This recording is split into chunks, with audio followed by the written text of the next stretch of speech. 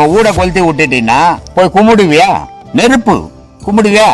சின்னதா விளக்கு கொளுத்தி வச்சா ஊந்து ஊந்து கும்பிடுற. இதுவும் நெருப்பு தான். ஏன் அது கிட்ட போக விடல, எரியுது, அழிக்குது ஊட்ட.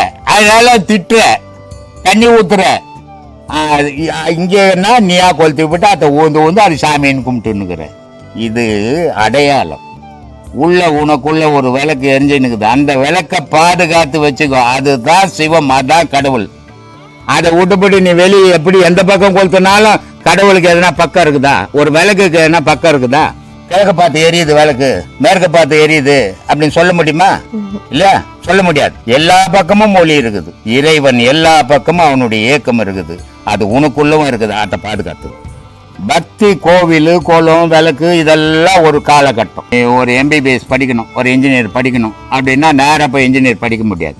1ஆம் கிளாஸ், 2ஆம் கிளாஸ், அப்புறம் ஹை ஸ்கூலு, அப்புறம் எலிமெண்ட்ரி ஸ்கூலு, அப்புறம் காலேஜ், இதெல்லாம் போன பிறகு தானே படிக்க முடியும். அதே மாதிரி கோயில், குளங்கள், சாமிகள் எல்லாத்தையும் கும்பிடணும். கும்பிட்டுட்டு இதெல்லாம் இல்லை, நான் தான் சாமி, எனக்குள்ளதான் இருக்குதுன்னு வரணும். அப்போ குரு காட்டுவார் எப்படி கும்பிடணும்ட்டு. அதுதான் நிஜம். மீதி எல்லாம் அடையாளங்கள் தான். நிஜம் உனக்குள்ளதாங்குது.